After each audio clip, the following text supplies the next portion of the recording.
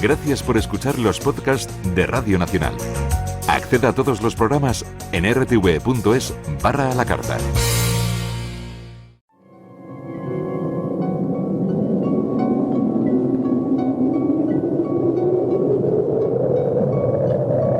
Solo cuando el túnel está en la más absoluta oscuridad es cuando puede volver otra vez la luz.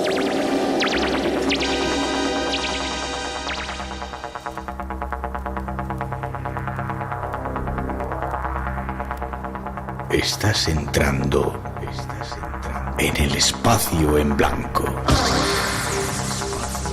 Una puerta a nuevas dimensiones de la existencia. Una nueva perspectiva sobre la realidad.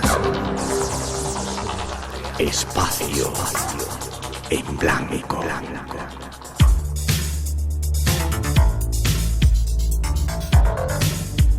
Una producción escrita y dirigida por Miguel. Cerca de ver y sentir esa luz al final del túnel. Buenas noches, es nuestro tiempo y comenzamos. Algo que ya hacemos aquí en Radio Nacional desde el estudio 101 en directo cuando son las 2 y 7, 1 y 7 en las Islas Canarias, con los saludos y la bienvenida para todos los que estáis ahí conectados. Saludos de un equipo formado esta noche en la parte técnica por Pedro López y Manuel Linares, Rosa Rodríguez en la locución y producción, Natalia Sotillos en la realización y coordinación, y este que os habla, Miguel Blanco. Para todos nosotros un placer estar aquí hasta las 4, 2 horas, las 3 en las Islas Canarias en absoluto directo.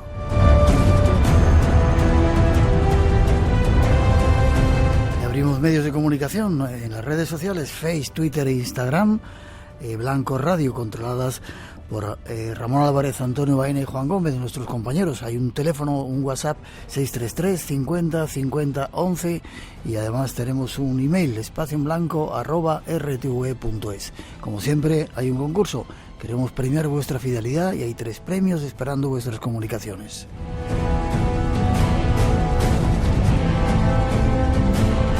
Sin perder tiempo, vamos con los temas que os hemos preparado para esta noche y, como siempre, la recomendación de que no os lo perdáis.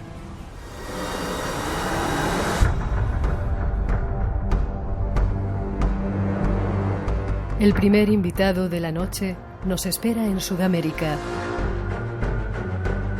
Nuestra idea inicial es viajar junto a él a la búsqueda de objetos de poder anhelados por los nazis.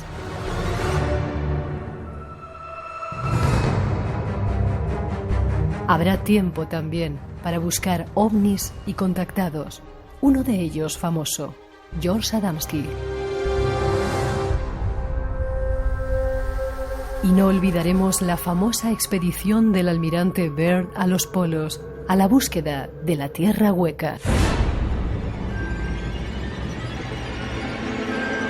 Seguiremos con testimonios, relatos que contactan con ese más allá desconocido.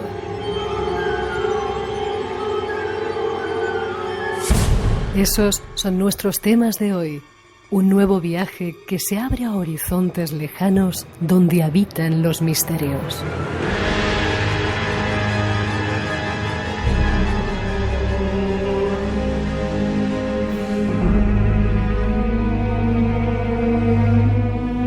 Esos son los nuevos temas que se van a asomar esta semana al Espacio en Blanco.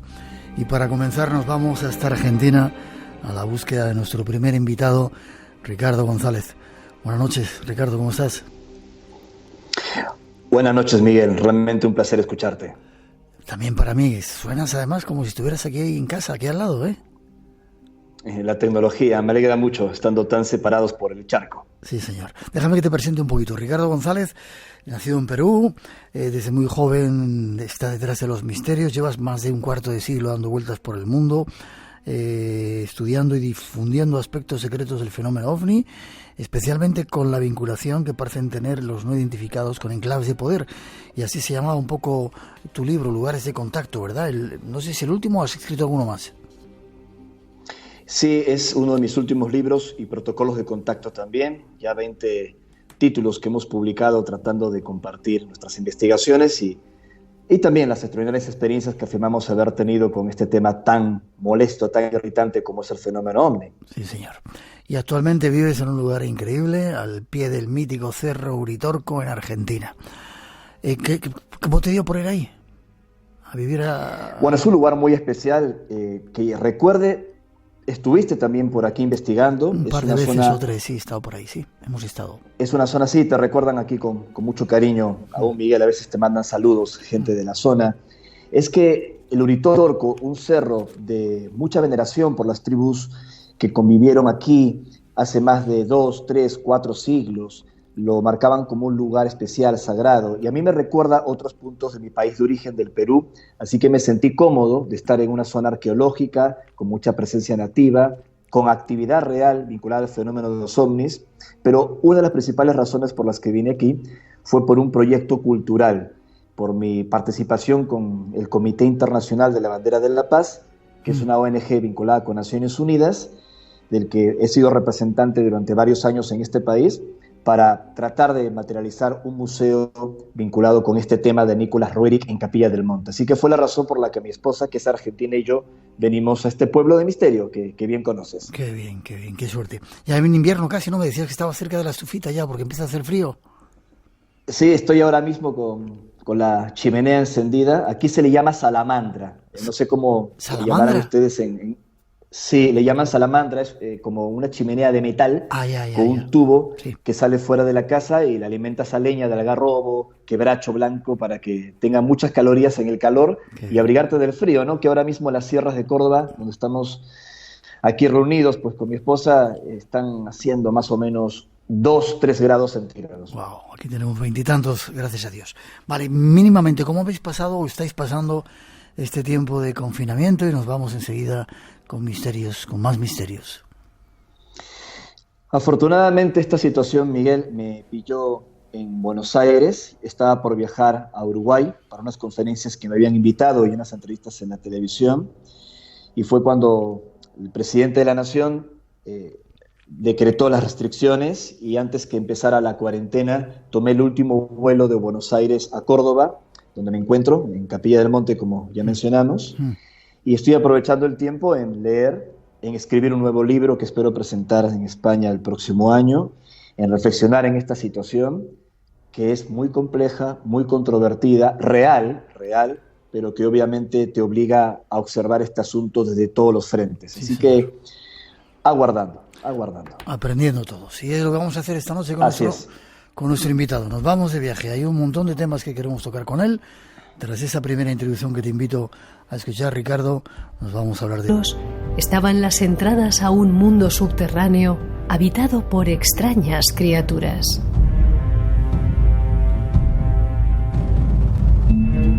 Todo un tema lleno de enigmas en el que se mezclan nazis, bases extraterrestres y mucho más. Vayamos a conocerlo. Ahí está esa primera introducción y Ricardo, ya te están saludando desde México, Carolina Paz. Hay mucha gente que nos escucha, ya sabes, en Latinoamérica, en Argentina también. David Caballero en Gualeguaychú, en la provincia de Entre Ríos, también está escuchándonos. Saludos para todos. Vamos con este personaje, el almirante Byrd. ¿Fue el primero en sobrevolar los polos o se le adelantaron el Amundsen y esos otros aventureros? Es un tema que me ha apasionado mucho, porque el fenómeno OVNI tiene diferentes variables de interpretación, y una de estas variables, de los no identificados, sobre todo en la Segunda Guerra Mundial, apuntó a una presunta tecnología nazi que podría haber sido confundida con estos discos volantes que inquietaban diferentes naciones de la Tierra.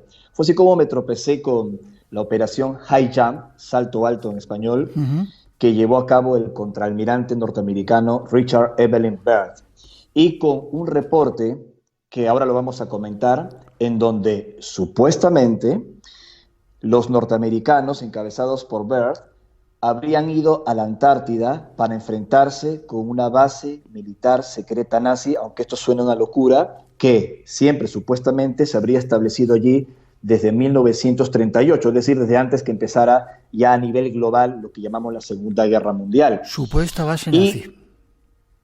supuesta base nazi, no tengo yo certeza. Es por ir dando datos ahí, vale, sigue.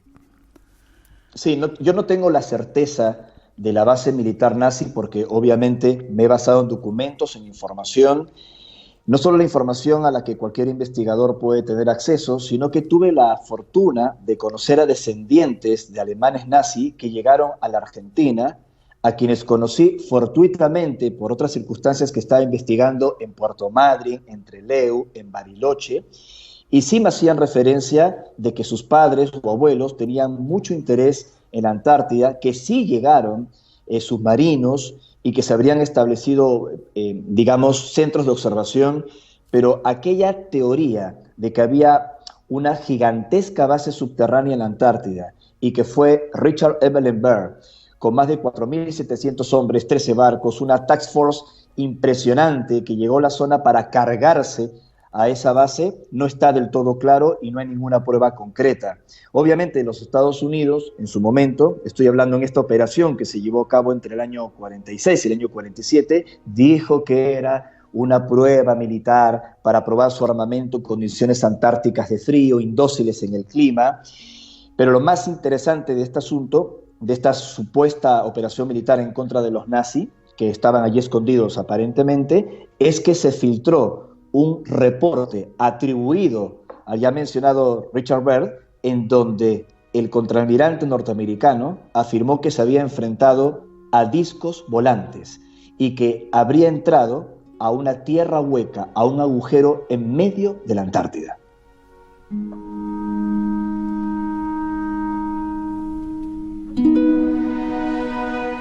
Aclarar que ahí también, estos son los primeros datos, no se sabe si él fue el primero que llegó o sobrevoló la Antártida, sino que quizá Amundsen y otros exploradores habían llegado por tierra ya también a ese lugar. Correcto. Buscaban bases secretas de submarinos nazis y sin embargo el almirante Byrd contaba que se había enfrentado, como tú dices, a ovnis y que incluso había visto en medio de todos los hielos pájaros extraños, unas plantas tropicales que no tenían que estar en ese lugar, como si fuera la entrada a la tierra hueca, al mundo subterráneo.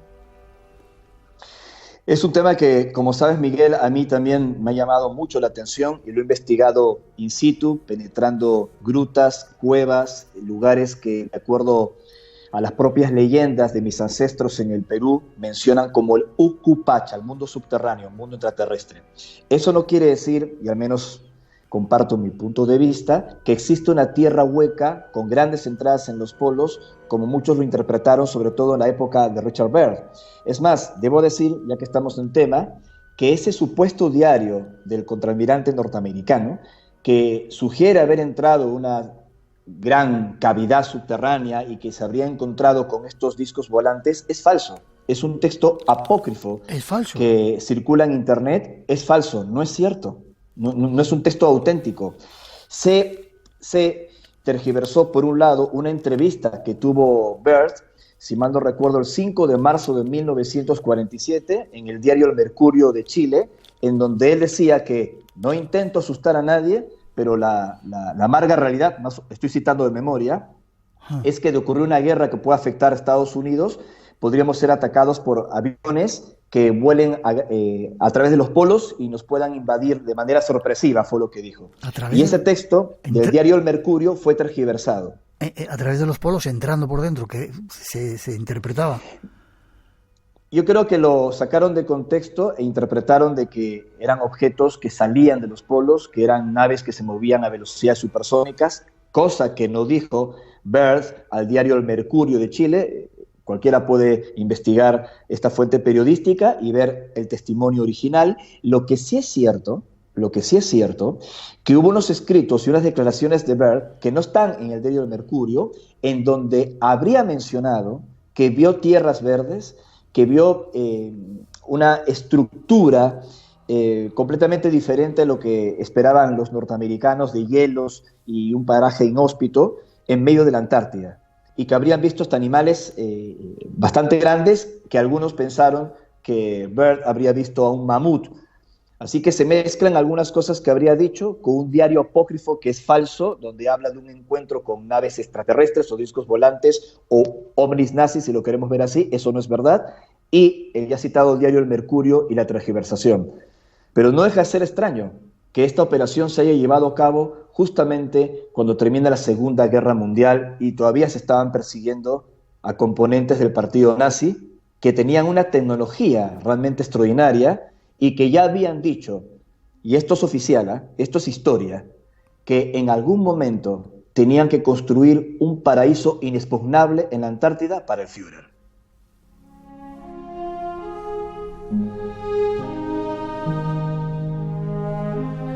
Es decir, por dar un puntito a este tema y continuar, no hay datos que verifiquen esa información del almirante Byrd, aunque sí que vio extrañas plantas verdes y animales, ¿no?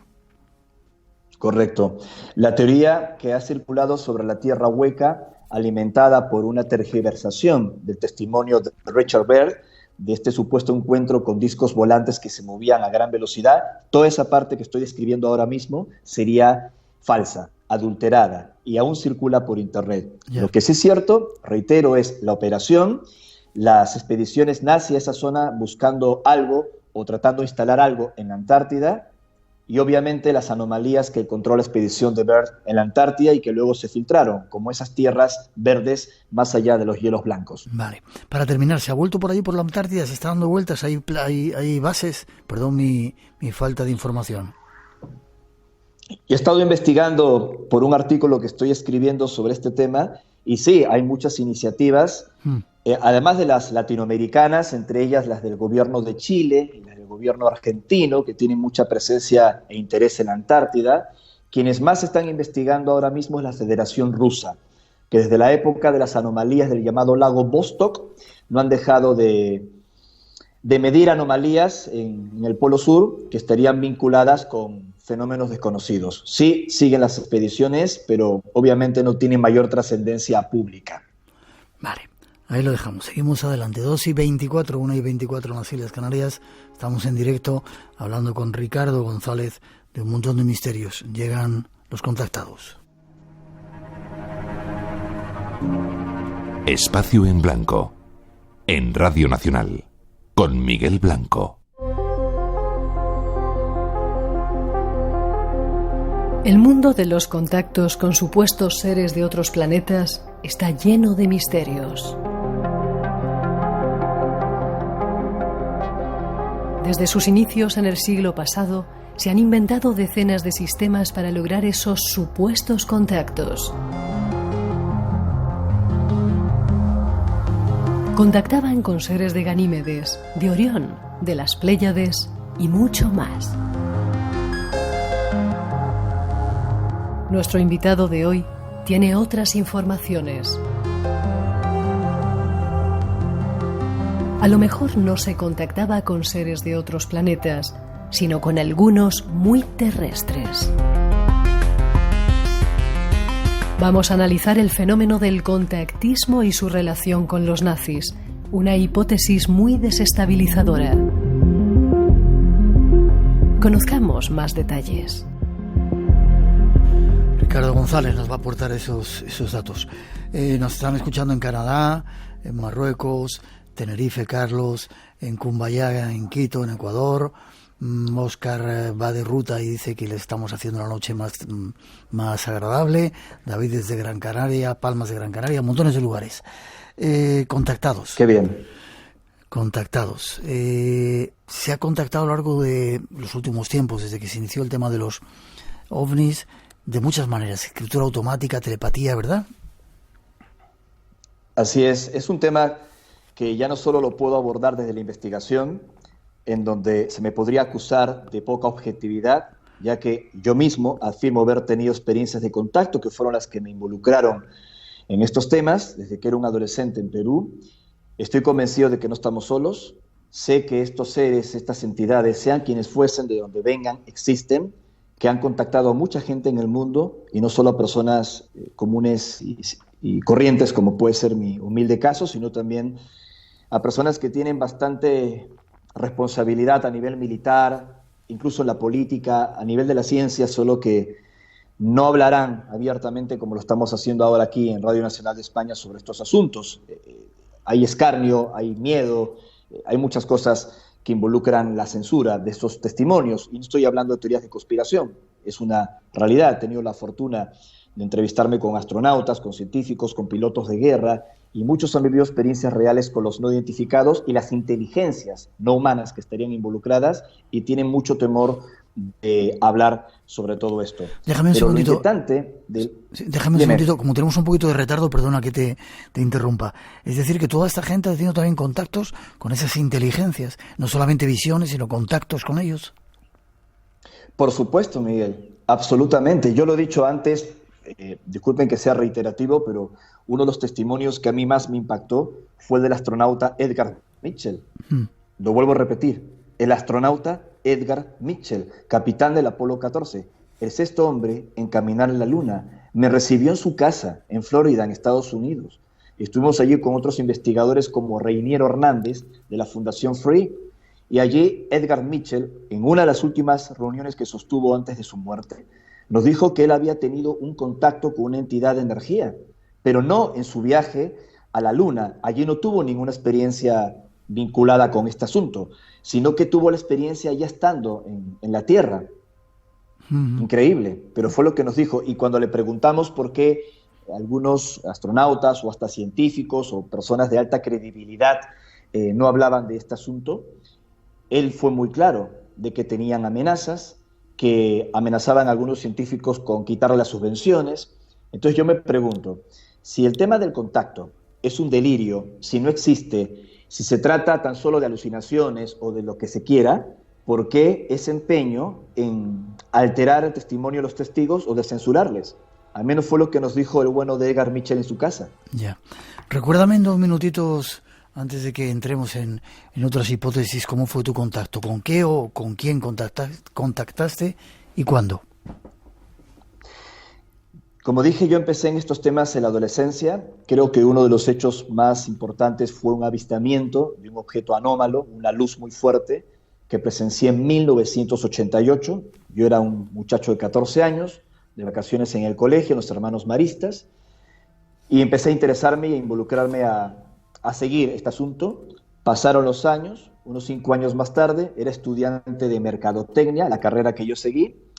Más tarde fui contratado como representante de una compañía internacional, un laboratorio farmacéutico, del que me despidieron al aparecer en la televisión peruana hablando de estos temas, exactamente en el programa del astrónomo Abraham Levy. Y bueno, 5 años después de ese avistamiento que acabo de hacer referencia, aunque esto suene un delirio, yo recibí una comunicación mental de una voz que apareció en mi cabeza, en perfecto castellano, con acento neutral, que me decían que eran seres extraterrestres, que tendría una corroboración de que este contacto era auténtico. Me piden que suba a la terraza de la casa, esto lo he contado 1.000.000 de veces. Subí a la terraza de la casa acompañado de mi familia, esto es una urbanización residencial con edificios y todo en Lima, y allí se puso un objeto de un color rojo brillante que se colocó sobre la vivienda, y allí me di cuenta que no estaba loco. Luego estos contactos continuaron, y en aquel entonces, tan muchacho, me relacioné para entender lo que me había sucedido con grupos de contacto y de ufología en Perú, de los que yo participé intensamente en esa búsqueda, como el IPRI, como el Grupo Rama, lo que se te ocurra. ¿Sí? Y en estos supuestos mensajes, en aquellos años cuando recién empezaba, lo que decían estos seres es que provenían de diferentes lugares fuera de nuestro sistema solar. Hablaban particularmente de Alpha Centauri, que está a unos 4 años luz de distancia, y se presentaban como extraterrestres, por poner un caso concreto, ¿no? Y esto ha sido muy fuerte para mí, afrontarlo, darlo a conocer, exponerme al escarnio, al ridículo, a las preguntas, a estar en un sinfín de programas de radio y televisión debatiendo con físicos nucleares, con psiquiatras y hasta con exorcistas. Pero fue lo que me pasó. Vale, y ahí lo has contado. 2:31, 1:31 en las Islas Canarias. Una mínima información y seguimos.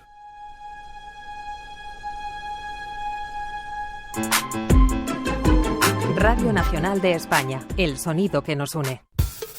La aplicación de Radio Nacional de España ya es compatible con Android Auto y CarPlay para que la puedas instalar en tu coche. ¡Ay, qué bien! Entérate de la última hora a través de nuestras alertas y sin soltar el volante. En un momentito se ha arreglado el mundo. Todos los podcasts y programas de Radio Nacional de España, ahora también en tu coche. Bueno, menudo detallazo, ¿no? Qué gente más maja hay por el mundo. En rtv.es/radio tienes todos los detalles. Oye, pues ni tan mal. Y recuerda, El gallo que no cesa. De lunes a viernes a las 5 de la madrugada. Radio Nacional de España.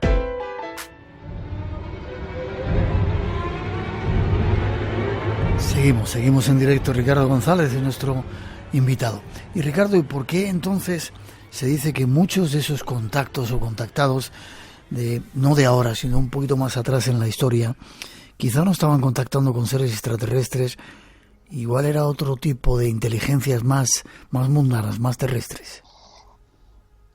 Yo lo empecé a considerar no como una explicación para todos los casos, ya que el fenómeno del contactismo es muy amplio. Hay experiencias que, a mi juicio, tienen una connotación interdimensional, psíquica, holográfica, como en su día lo pensó Jacques Vallée, que lo expuso magistralmente en su libro de fines de los años 60, Pasaporte a Magonia. También está la característica extraterrestre, la que algunos afirmamos no se debería descuidar.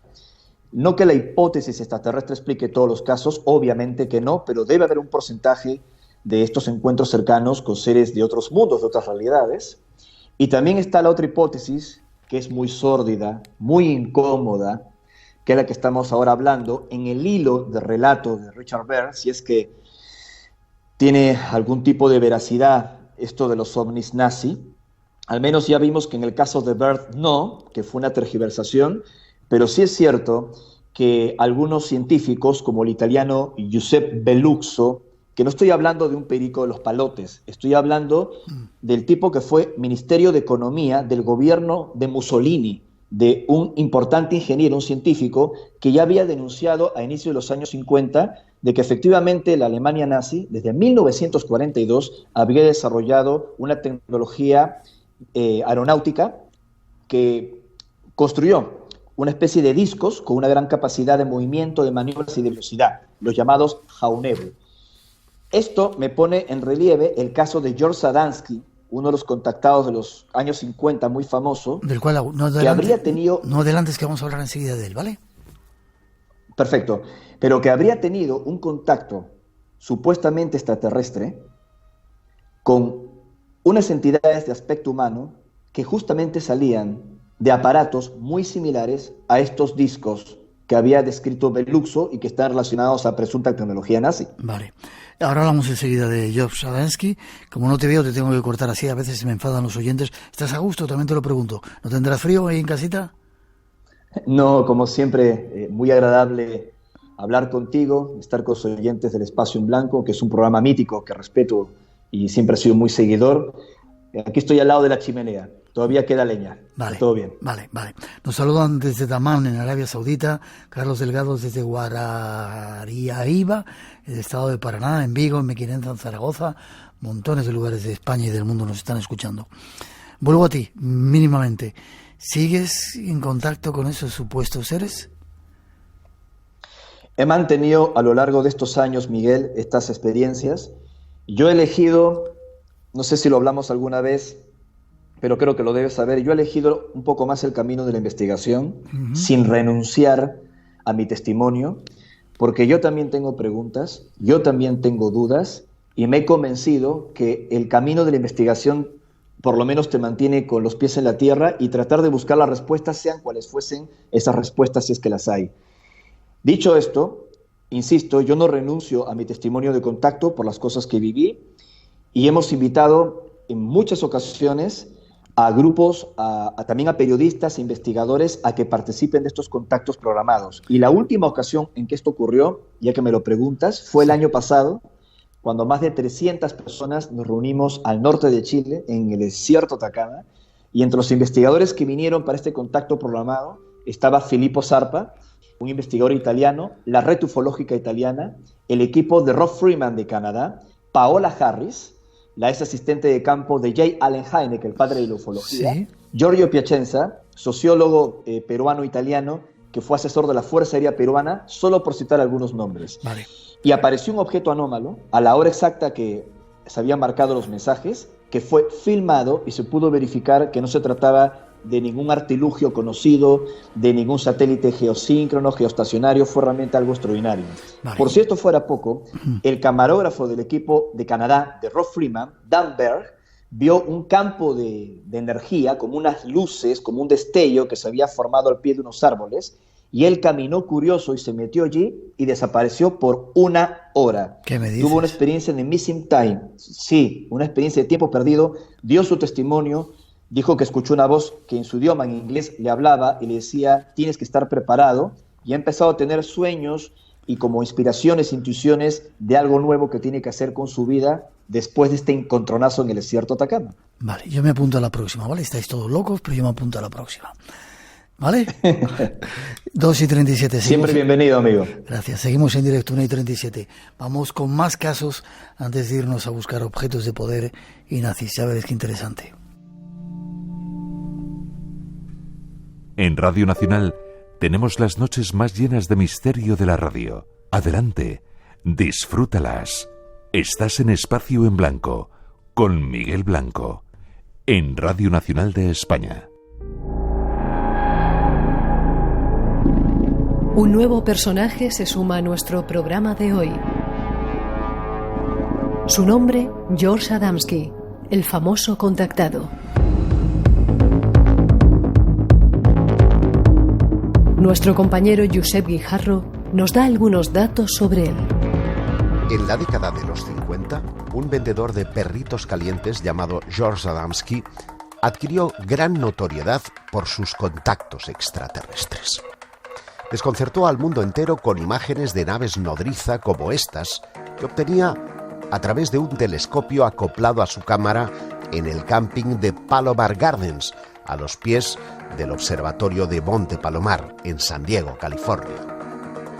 El 20 de noviembre de 1952, Adamski aseguró haber tenido su primer encuentro cara a cara con un tripulante de un platillo volante en el desierto de California. Yes, this time he told me he was from Venus, although I have met men from other planets as well. Y para acreditarlo, mostró al mundo unas impresionantes fotografías de platillos volantes. Tan singulares eran sus diseños que los investigadores los llamamos desde entonces de tipo adamskiano. Contactos con seres de Venus. Extrañas fotografías de ovnis. ¿Qué misterio se esconde tras esos sucesos? ¿Qué relación guardan los contactos de George Adamski con los ovnis fabricados presuntamente por los nazis?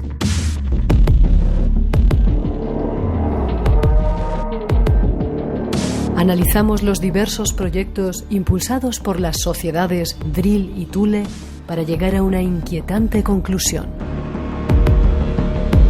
Por eso no quería, Ricardo, que adelantases nada de este personaje, George Adamski. Un tipo que era vendedor de perritos calientes, como nos contaba Josep Guijarro, nuestro compañero, y de repente se hizo famoso en todo el mundo por mostrar fotografías quizás de los ovnis más claros, bueno, en aquel tiempo más claros que había, e incluso con los personajes con los que él supuestamente se comunicaba. Realmente un placer escucharlo, amigo Josep. Tal como dice George Adamski, no es que tenía un puestito como si fuese un puesto en el DF, en México, donde vendía hot dogs, sino que tenía un restaurante, ¿no? Donde vendía una serie de cosas, no solo los perros calientes, pero sí es cierto de que Adamski, desde antes de su presunto contacto, ya formaba parte de grupos esotéricos. De hecho, él se presentaba como líder de una escuela relacionada al esoterismo tibetano, lo que ha sido muy criticado por sus escépticos, diciendo que él ya venía con una tendencia mística, esotérica, delirante, previa a su supuesto contacto con el extraterrestre en Desert Center, una experiencia que ocurrió en el año 52, y otros piensan que más bien esa inclinación mística o esotérica pudo haber sido una preparación para que pueda resistir un contacto mental, psíquico con estas entidades, y más tarde las fotografías de los también polémicos objetos voladores no identificados, que generó mucho interés de la Fuerza Aérea Norteamericana, que se acercó, se entrevistó con él, y que también generó una discusión muy peliaguda con los padres de la ufología, entre ellos el ya citado Jacques Vallée y el también referido Hynek. Ambos llamaron estafador, charlatán, mentiroso a George Adamski, y lo han atacado duramente sus libros. Pero otros estudiosos, como Paola Harris, que fue la asistente de Hynek, o algunos investigadores españoles, como mi amigo Juanjo Benítez, JJ Benítez, consideran que hay algunos elementos del caso Adamski que todavía no están del todo resueltos, y yo coincido con ellos. No sabemos qué vivió, qué pasó, con qué lo enfrentó, pero hubo testigos, algunas fotografías resistieron los análisis, y esto es lo que nos lleva justamente a una de las interpretaciones del tema de hoy. Si es que Adamski, en vez de haber tenido un supuesto contacto con extraterrestres, se encontró con otra cosa mucho más humana, que podría estar relacionada a este enigma de los nazis y su tecnología.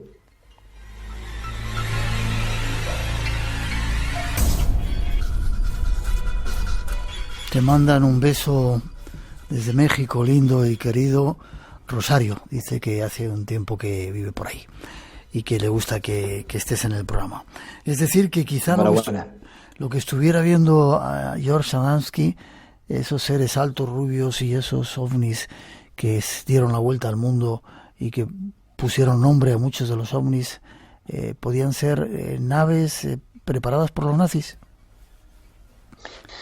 A ver, en primer lugar, el tema de los Jaunebu, la denominación, estos discos voladores nazi, está sustentada en varios testimonios, además del de citado Giuseppe Belluxo, que ya dije que es un científico italiano del gobierno de Mussolini, que él denunció en un diario de Italia estos proyectos militares nazi. Una cosa es eso, y otra cosa decir que estos discos viajaban a Marte, viajaban a la Luna, tenían una tecnología antigravitacional. Eso yo creo que ya es una exageración y es muy difícil de corroborar. Pero hay que recordar que la guerra, una vez que terminó en 1945, generó una disputa entre las naciones que vencieron a Hitler para ver con qué científicos se hacían para sus filas. Estoy hablando, en el caso de Estados Unidos, con la infame Operación Paperclip, donde cientos de científicos nazis fueron insertados en los Estados Unidos, y esto benefició a la larga la propia carrera espacial, entre otros proyectos. Entonces, dentro de la información que yo estuve investigando en Estados Unidos con otros colegas, que me llevó varias veces a Roswell, a Socorro, a hablar con la Fundación Adamski, etcétera, etcétera, no descarto que tal vez alguno de los científicos de Paperclip, con algún prototipo que recuerda a estos discos que ha descrito Adamski, hayan generado una confusión en este ciudadano estadounidense de origen polaco. Es una posibilidad. Incluso Orton, el supuesto extraterrestre, las características no están muy lejos de lo que algunos denominan la apariencia casi militar y de aspecto pues nórdico de algunos miembros de las SS alemanas. Esto podría ser un poco más rebuscado, pero algunos miembros del grupo Adamski lo llegaron a pensar en su vida. Nos debería llamar la atención. Vale. Lo que sí es cierto, antes de irnos a la búsqueda de objetos de poder, es que los nazis tenían ya ese tipo de tecnología, con un ovni, un platillo volante, ¿verdad? Yo creo que todos los investigadores serios de la historia tan compleja del partido nazi y sus experimentos científicos van a coincidir conmigo que más allá de las rocambolescas interpretaciones de esos discos, sí hay información de que estaban experimentando con aparatos con forma de disco, como acabamos de decir. Y es muy probable que estos proyectos que se empezaron en la Alemania nazi y no se concluyeron, los científicos de la citada Operación Paperclip, que es una realidad, podrían haberlos continuado, que los podrían haber continuado a los Estados Unidos. Y, a ver, no quiero entrar en teorías de conspiración que sean delirantes y sin sustento, pero Adamski, cuando murió de un infarto de miocardio a los 74 años, en 1965, murió en el seno de una familia alemana que lo cobijó, la familia Steckling. Cuando murieron los Steckling, el hijo de ellos, Glenn Steckling, el hijo de este matrimonio alemán, empezó a difundir una serie de datos e informaciones sobre Adamski a los que yo tuve acceso, imágenes, información, que me hace sospechar de que Adamski era un agente. Esto lo tendría que desarrollar con más tiempo, pero que podría haber estado involucrado con servicios de inteligencia de Estados Unidos. No en vano, fue enterrado en el cementerio de héroes nacionales de Arlington. En Arlington. Curioso. Desde Nueva York también nos siguen escuchando. Yo que y Agustín, y te dan las gracias por estar en el programa. 2:47, 1:47 en las Islas Canarias. Damos un pasito más en este rompecabezas que hemos montado con Ricardo González esta noche y nos vamos a la búsqueda de objetos de poder. Uno de ellos muy cerquita donde tú estás, ahí en Capilla del Monte.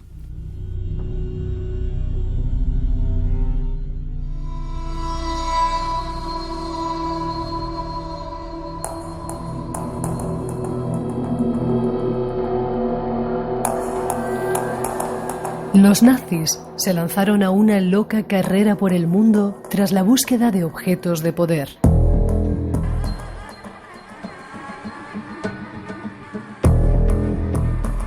Desde Chintamani en Asia Central al bastón de mando en el Cerro Uritorco.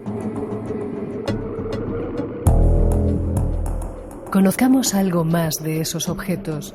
Vayamos hasta el Cerro Uritorco. En el centro de Argentina, próximo a Capilla del Monte, en Córdoba, se encuentra un misterioso lugar considerado mágico desde hace miles de años por las antiguas tribus indígenas que allí habitaban, los comechingones. Se trata de un cerro de 1949 metros de altura, llamado el Uritorco, que significa Cerro de los Loros. Ese monte es conocido por las frecuentes prácticas esotéricas, los avistamientos de esferas luminosas de diferentes colores y de ovnis. Además cuentan que a través de ese enigmático monte se puede acceder a una misteriosa ciudad. Al parecer existe una puerta invisible por la que entran y salen seres extraños que a veces toman apariencia humana. Otras son como bolas de energía. Algunos afirman que son los habitantes de la ciudad intraterrena de Erk. Por otra parte, en ese lugar se encontró el codiciado bastón de mando, también conocido como la piedra que habla o piedra de la sabiduría, perseguido por muchas sociedades secretas. Incluso se cuenta que quiso poseerlo Hitler. Ya que a este bastón que habla se le atribuyen poderes extraordinarios. Dicen las leyendas que cambiará el curso de la historia.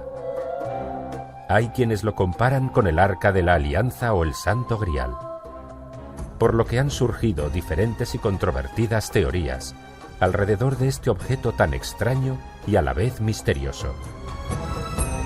Fue dado a conocer en España en 1989 en una serie titulada En busca del misterio, un programa del famoso investigador Jiménez del Oso.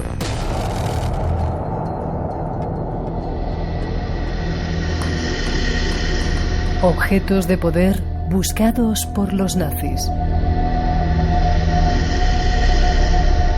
Sigamos su pista. Antes, Ricardo, de ir a hablar del bastón de mando, ¿qué buscaban los nazis en Chintamani, en Asia Central?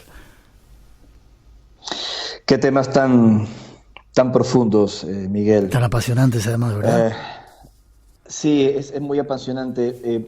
Disculpa si rompo el protocolo antes de hablar de Chintamani. Sé que tú eres el periodista el que hace las preguntas, pero te pido permiso si te puedo hacer una pregunta breve. Sí, cómo no.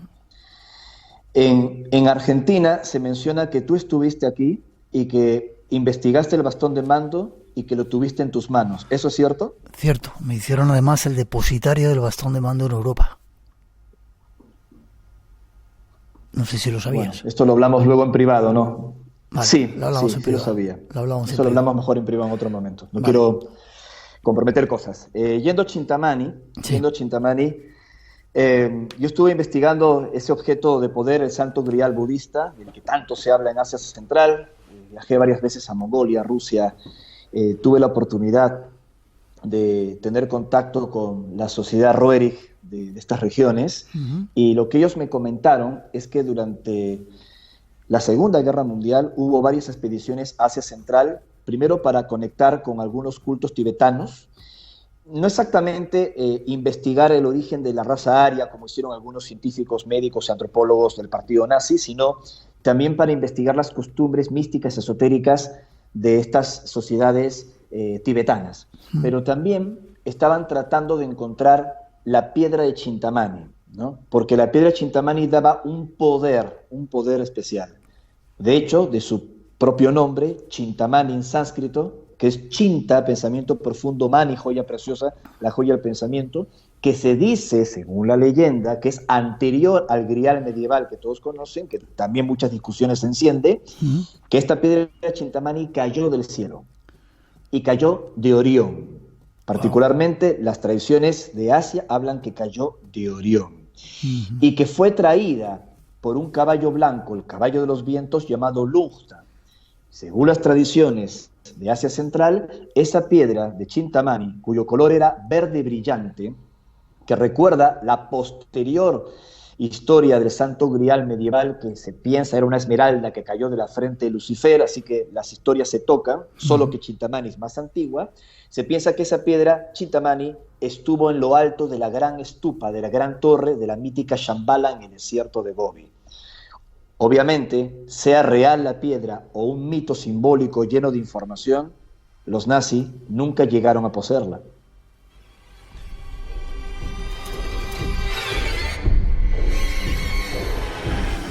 Habíamos pensado, Ricardo, terminar a las 3, pero igual te pido que te quedes 5 minutitos más después de las noticias. Encantado, como siempre. Vale. Vamos a Capilla del Monte. Lo tenéis todo allí. Hay luces, ovnis, visión de ovnis. Tenéis ciudades intraterrenas, la ciudad de Gers, leyendas de los comechingones, vaya nombre, y encima el bastón de mando que se encontró allí, ¿verdad? ¿Nos recuerdas brevemente, para quien no recuerde la historia del bastón de mando, cómo se encontró, quién lo encontró?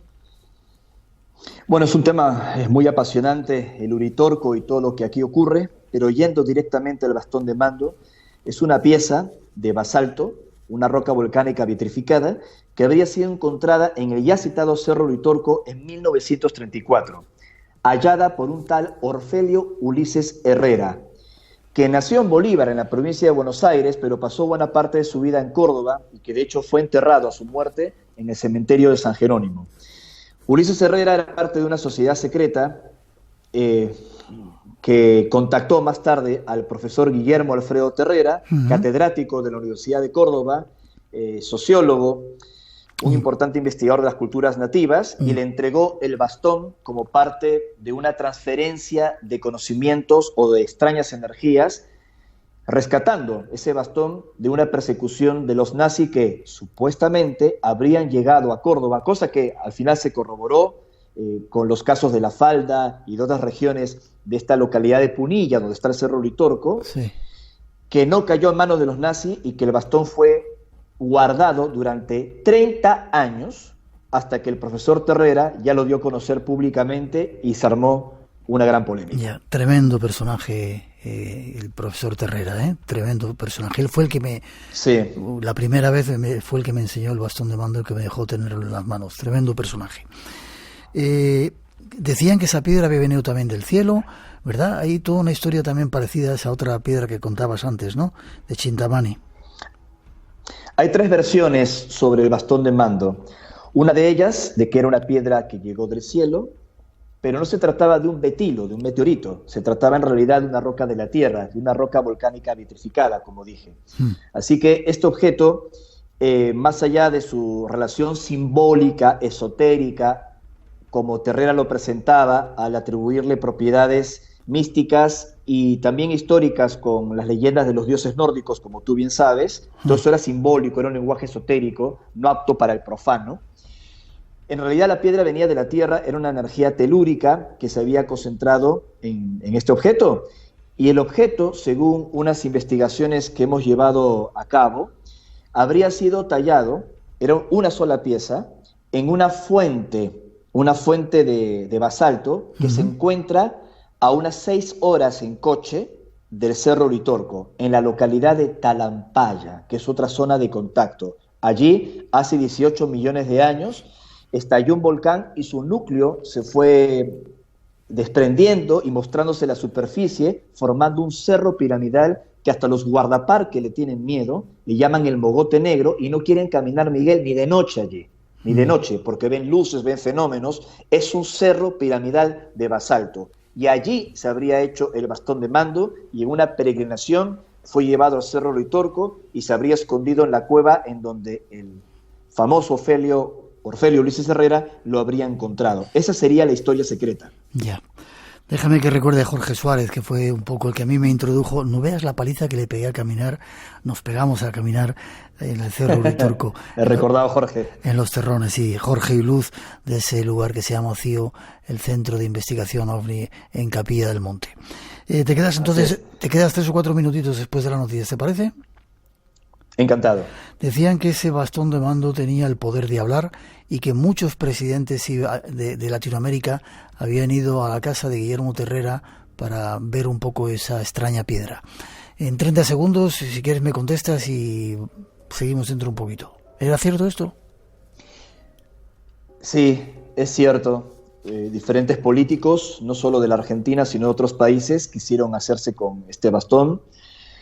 Uno de los casos más célebres es el del general Perón, sí, que quiso hacerse con este bastón, que fue referido a él por algunas amistades de la Logia Masónica Argentina, y más tarde otros presidentes argentinos que se interesaron en hacerse con el bastón. Está Carlos Saúl Menem, por citar un caso concreto. Sí. Sé que el bastón no está en Capilla del Monte y resumo mi respuesta diciendo de que está escondido, que está roto en 3 fragmentos, como tú debes saber, según me lo ha confirmado la familia Terrera. Y luego me lo cuentas.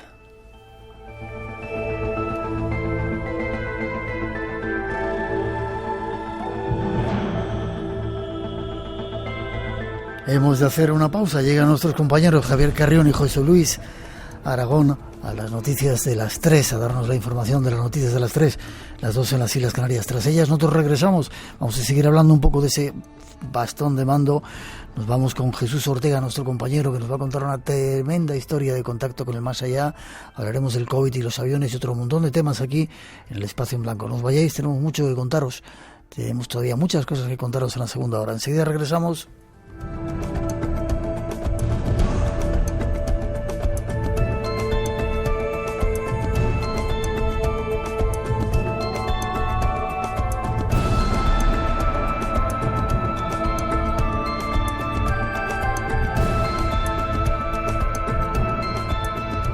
Lo desconocido te aguarda en un lugar.